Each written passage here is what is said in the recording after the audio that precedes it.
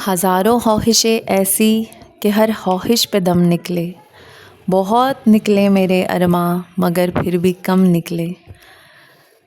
پتہ نہیں یہ شعر صحیح بول بھی رہی ہوں کہ نہیں، اتنا عرصہ ہو گیا کبھی اس کو ریپیٹ نہیں کیا، I don't know. Anyway, ویسے تو الحمدللہ بچپن سے جس چیز کی خواہش کی ہے، جو مانگا ہے، اللہ تعالیٰ نے وہ الحمدللہ عطا کیا ہے۔ لیکن ایک چیز جو بچپن سے جو ایک خواب ہے، جو بہت ہی شدید والا ہے اور ایک جو خلش بھی کہہ لیں، وہ بچپن سے ابھی تک جو پوری نہیں ہو پائی ہے، میں یہ بھی جانتی ہوں کہ جب اس کا صحیح ٹائم آئے گا انشاءاللہ اللہ تعالیٰ مجھے وہ بھی عطا کریں گے۔ ابھی صحیح ٹائم نہیں ہے، لیکن پھر بھی پچھلے کچھ عرصے سے اتنا بے صبرا پن ہو رہا ہے کہ کب یہ ٹائم گزرے گا اور کب وہ وقت آئے گا جب میرا خواب میں پورا کروں گی اور جب میں اس کو جیوں گی جو ہمیشہ میری خواہش رہی ہے۔ اور آج کل تو اٹھتے بیٹھتے سوتے جاگتے میں اسی خواب میں جی رہی ہوں، مطلب میرا مٹی کا گھر، میرا گھر جس کا بڑا سا مٹی کا صحن ہوگا اور اس صحن کے کونے میں کچن بناؤں گی، مٹی کا بہت پیارا سا، چھوٹی چھوٹی باؤنڈری والا مٹی کی باؤنڈری ہوگی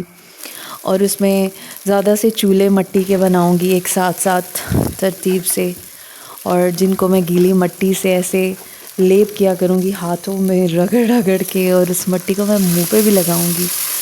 اور اسی کچن کے ایک کونے میں تندور مٹی کا بناؤں گی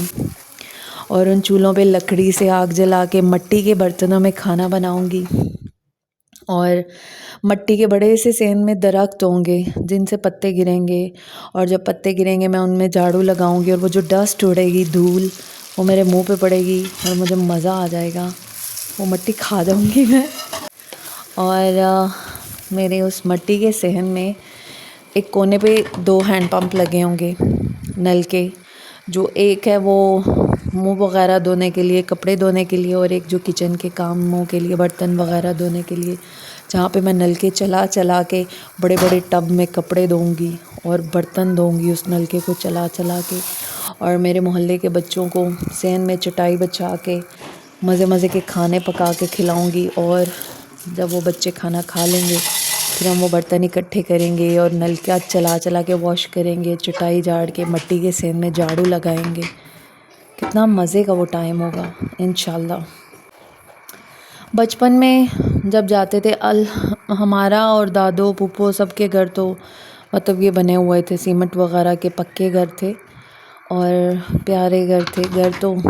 مطلب صحیح تھے، لیکن مٹی والے گھر نہیں تھے۔ وہ گاؤں میں ہم جاتے تھے تو نانا ابو کی حویلی تھی، وہاں پہ وہ کچن تھا مٹی کا، اندر بھی کچن تھا، لیکن جو حویلی میں مٹی والا تھا وہ مجھے کچن اتنا پسند تھا، وہاں پہ پتے توڑ کے ہنڈیاں بنایا کرتے تھے، لیکن خالہ لوگ کھیلنے نہیں دیتے تھے، کپڑے گندے ہو جائیں گے، پاؤں گندے ہو جائیں گے، اور جب بارش ہوتی تھی گاؤں میں وہ مٹی گیلی، اتنا مجھے پسند تھا وہ گیلی مٹی پہ ننگے پاؤں کھیلنا، لیکن باہر بھی نہیں جانے دیا جاتا تھا، کچھ ہو نہ جائے، کپڑے نہ گندے ہو جائیں یا کہیں گم نہ ہو جاؤ، تو وہ جو ایک وہ خلش ہے نا، اب دل کرتا ہے کہ مٹی کے جس طرح بچے کھیلتے ہیں سر سے لے کے پاؤں تک مٹی ہو کے، ویسے اتنا دل کرتا ہے۔ آئی ریممبر جب میری شادی ہوئی، ہمارے سسرال والوں کے گھر کی چھت سے نا کچھ گھر چھوڑ کے کھیت نظر آتے تھے، اور ان کھیتوں میں نا ایک وہ سوکھی گھاس کا ڈھیر پڑا ہوتا تھا۔ میں جب شام میں چھت پہ جاتی تھی اس کو دیکھ کے میرا اتنا دل کرتا تھا کاش میں ننگے پاؤں ان کھیتوں میں بھاگوں اور وہ جو سوکھی گھاس ہے اس کے اوپر کھیلوں، جیسے بچے کھیلتے ہیں جن کے سروں پہ بھی مٹی پڑ جاتی ہے، ہاتھ پاؤں میں بھی، لیکن میں صرف دیکھ سکتی تھی اور امیجن کر سکتی تھی۔ پھر وہاں بھی گھر بن گئے چھت پہ، اور وہ بھی